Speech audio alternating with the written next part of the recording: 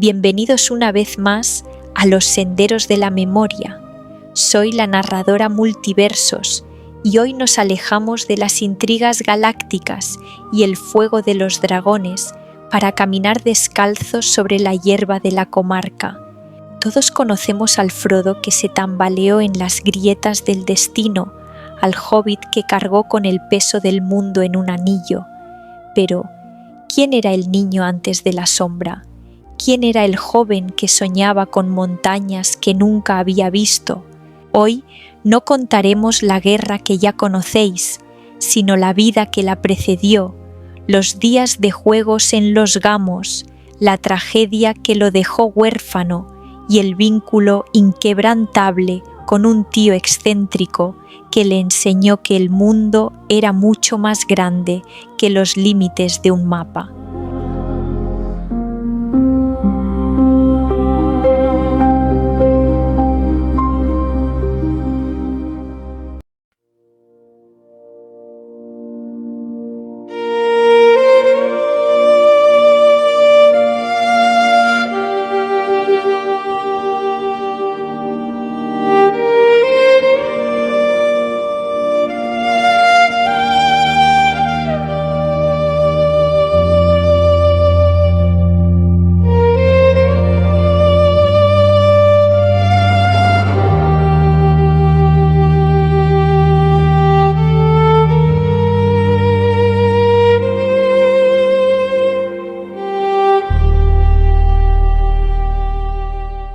Frodo nació en el año 2968 de la Tercera Edad, en una comarca que aún no sabía que sus días de paz estaban contados.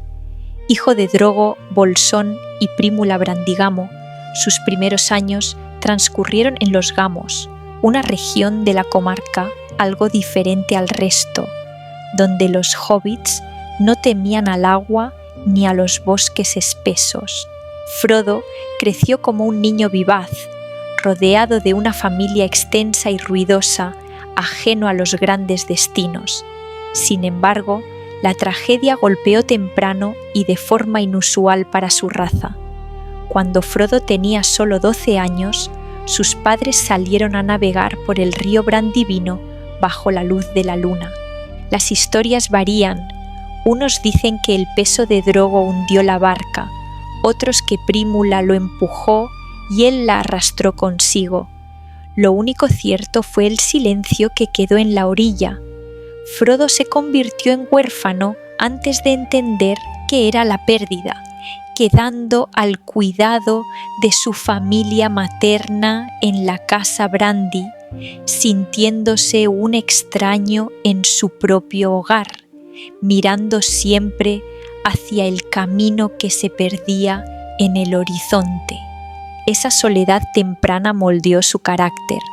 A diferencia de otros hobbits que encontraban consuelo en la comida y la jardinería, Frodo buscaba respuestas en los libros y en las caminatas solitarias bajo las estrellas.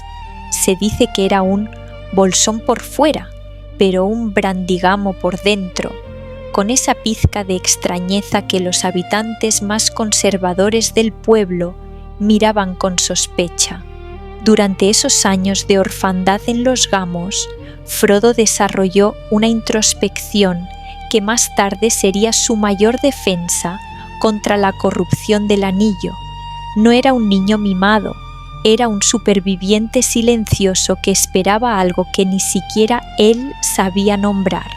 La comarca le parecía hermosa, pero pequeña, como un traje que empieza a apretar en las costuras. Su mirada siempre volvía al este, hacia las tierras de sus parientes Bolsón, donde vivía aquel primo lejano del que todos hablaban entre susurros y risas, el viejo y rico Bilbo.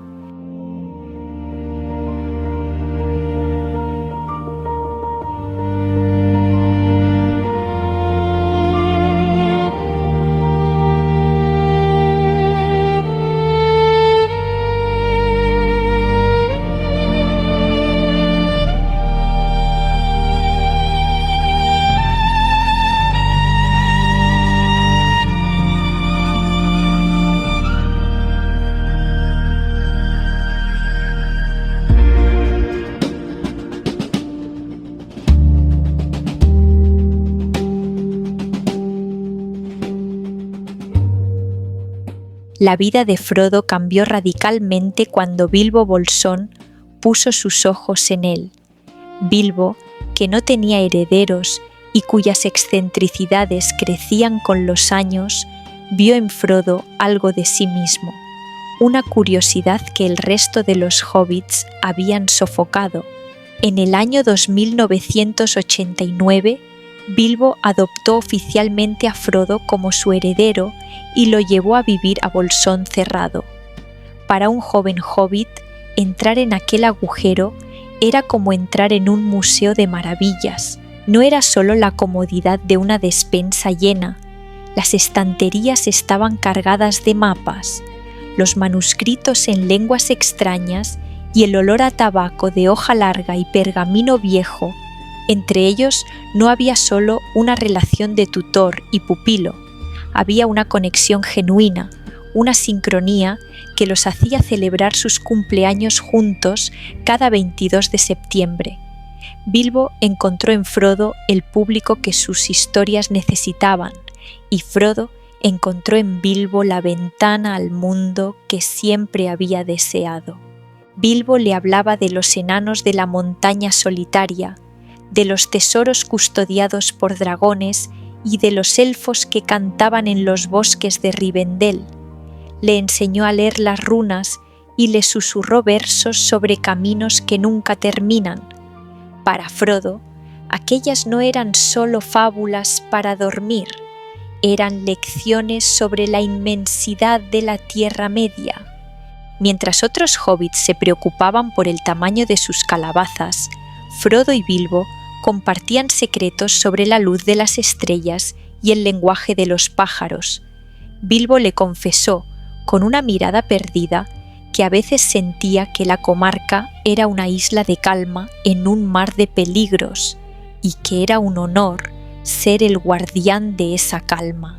Frodo absorbía cada palabra, sin saber que Bilbo le estaba preparando no para una herencia de oro y plata, sino para una carga que requeriría cada gramo de la sabiduría que estaban compartiendo en aquellas tardes frente a la chimenea de Bolsón Cerrado.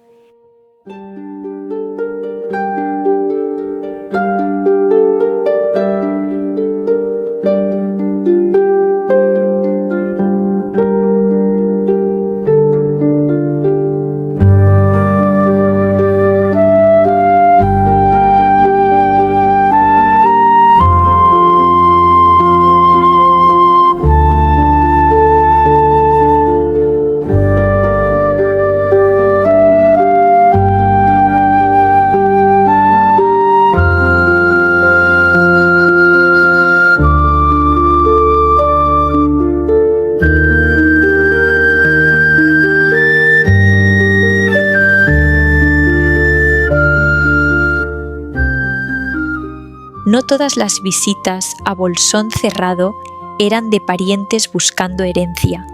De vez en cuando, una figura alta, encapuchada y apoyada en un bastón, aparecía por el camino de la colina. Gandalf el Gris era, para la mayoría de los hobbits, un perturbador de la paz que solo servía para hacer fuegos artificiales, pero para Frodo era la encarnación del misterio. Sus visitas eran raras y a menudo silenciosas, marcadas por largas conversaciones con Bilbo tras puertas cerradas. Frodo recordaba el brillo en los ojos del mago cuando lo miraba. Era una mirada que parecía pesar el alma, como si buscara algo específico en el linaje de los Bolsón. Gandalf no le contaba historias de héroes brillantes, le hablaba de la responsabilidad de los pequeños gestos y de cómo el tiempo se estaba agotando para los pueblos libres.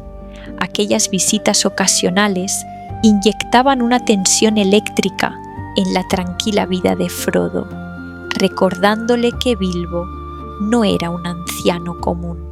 En una ocasión, Frodo escuchó a Gandalf advertir a Bilbo sobre el paso del tiempo y cómo el anillo que Bilbo guardaba con tanto celo parecía estar afectándolo.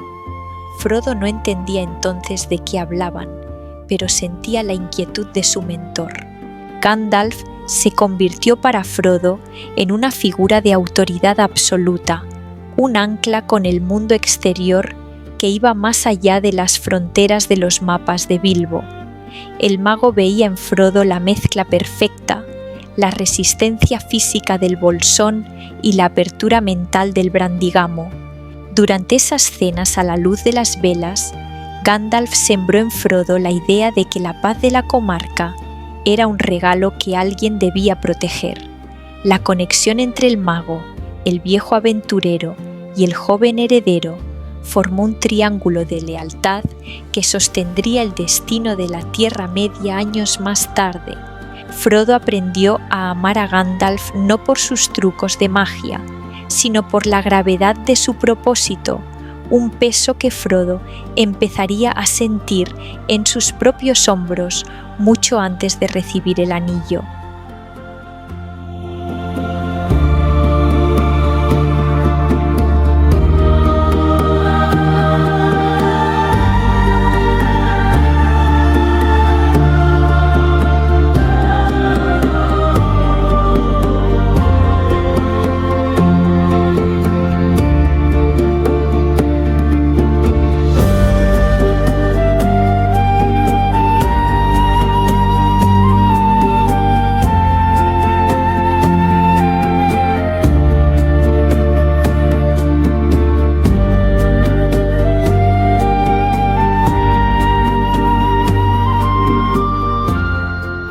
La famosa fiesta del 111 cumpleaños de Bilbo marcó el fin de la infancia espiritual de Frodo. Tras la desaparición de Bilbo frente a todo el pueblo, Frodo quedó solo en Bolsón Cerrado. Bilbo se había marchado, dejando atrás no solo sus posesiones, sino un vacío que ninguna cantidad de tesoros podía llenar. Durante los siguientes 17 años, Frodo vivió en una especie de espera suspendida. Heredó el anillo, que guardó en un sobre como le indicó Gandalf, pero lo que realmente heredó fue la melancolía de Bilbo. Se convirtió en el señor de la colina, respetado pero visto como alguien distante, alguien que no envejecía, un efecto secundario del anillo que Frodo atribuía a la buena salud de su familia. Durante este tiempo, sus caminatas se hicieron más largas y sus miradas a los mapas de Bilbo más frecuentes. La comarca, aunque hermosa, se sentía cada vez más como un refugio temporal, una antesala de algo inevitable. No volveremos a contar la historia que todos conocéis, la huida hacia Bree, el encuentro con Trancos, la formación de la comunidad o el ascenso al volcán. Esas crónicas están escritas en los anales de la historia, pero hay que detenerse en el costo de ese viaje. Frodo no regresó de la montaña siendo el mismo hobbit que salió. El momento crucial, la herida que nunca cerraría, ocurrió mucho antes del final, en la cima de los vientos. Allí, la hoja de Morgul de un Nazgûl penetró en su hombro, buscando su corazón. Aunque la medicina de Elrond salvó su cuerpo, el veneno espiritual quedó latente. Esa puñalada, sumada a la pesadísima carga del anillo único que dobló su voluntad y consumió su fuerza vital, dejó en él una marca indeleble. Al regresar a la comarca, mientras Sam, Merry y Pippin celebraban el renacimiento de su hogar, Frodo sentía que su espíritu ya no pertenecía a la tierra de los mortales. El mundo había sido salvado, pero no para él.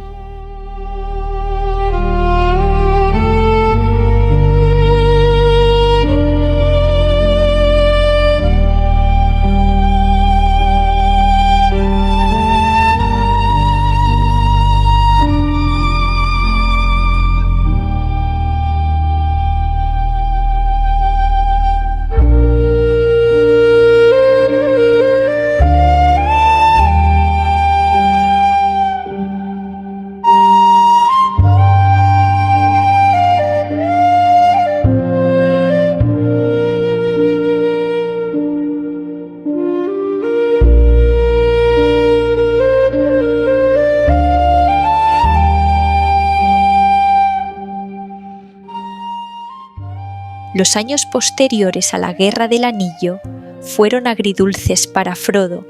Mientras sus amigos prosperaban, él sufría ataques de dolor en los aniversarios de sus heridas.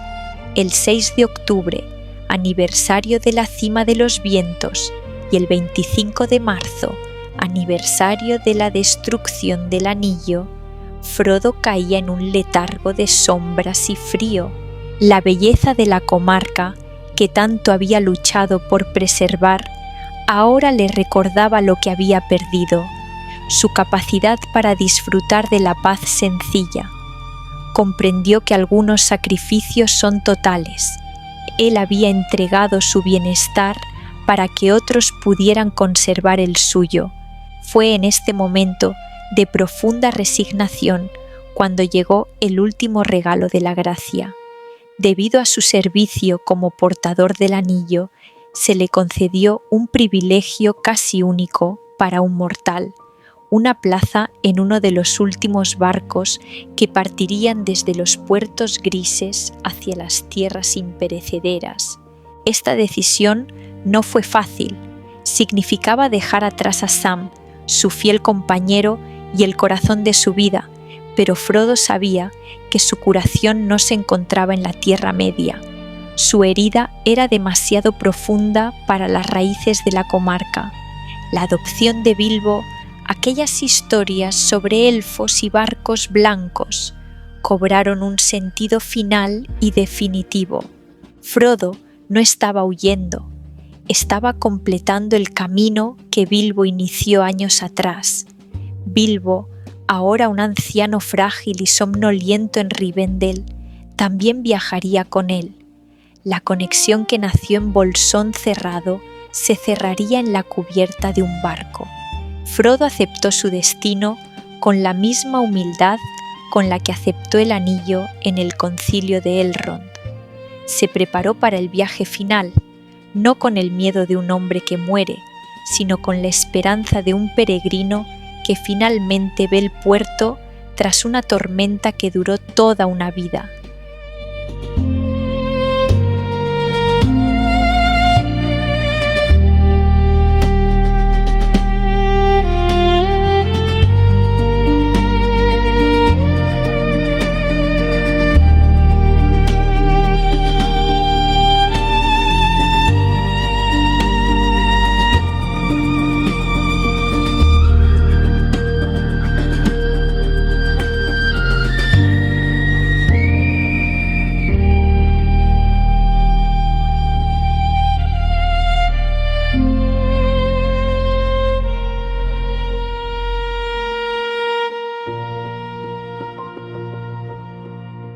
El viaje hacia los puertos grises fue un desfile silencioso de leyendas. Frodo cabalgó junto a Gandalf, Elrond y Galadriel, los guardianes de los 3 anillos que ahora perdían su poder, y junto a su querido tío Bilbo, que desprendía una emoción renovada ante la idea de contemplar un nuevo horizonte. Al llegar a la orilla del mar, el aire olía a sal y a eternidad. Allí estaba el barco, blanco y esbelto, esperando para cruzar el camino recto que los mortales ya no podían ver. El adiós a Sam en los muelles fue el momento más humano. Frodo le entregó el libro rojo, pidiéndole que escribiera las últimas páginas. «He intentado salvar la comarca, Sam», dijo Frodo con voz suave, «y ha sido salvada, pero no para mí». Con esas palabras se despojó del último rastro de su identidad como hobbit de la colina. Mientras el navío cortaba las olas, alejándose de la Tierra Media, Gandalf se acercó a Frodo en la proa. Sus ojos reflejaban la luz de un sol que aún no había salido. Mirando hacia el horizonte, el mago susurró: «Hace una eternidad, Frodo, crucé este mismo mar en sentido opuesto. Entonces era un humilde enviado envuelto en harapos grises, dudando si mi fuego bastaría para encender vuestra esperanza. Aquella vez el mundo era una promesa, hoy es una tarea terminada. Frodo comprendió entonces que el mago también regresaba a un hogar que había sacrificado por amor a los pueblos libres. El barco navegaba hacia la luz, hacia Valinor, donde el tiempo no marchita. Frodo sintió que el peso de su hombro se aligeraba ante la brisa marina. Delante de ellos, las nubes se abrían para revelar una cortina de cristal plateado que se descorría, y más allá, las orillas verdes bajo un sol eterno. La tercera edad llegaba a su fin y con ella el viaje de Frodo Bolsón. No navegaba como un héroe con corona, sino como un alma en paz. Navegando junto a quien una vez fue Olorin, Frodo cerró los ojos y por primera vez el silencio en su mente fue absoluto. El barco blanco desapareció en la bruma, dejando tras de sí un mundo que empezaba a olvidar la magia, pero que conservaba la libertad gracias a un pequeño hobbit de los Gamos.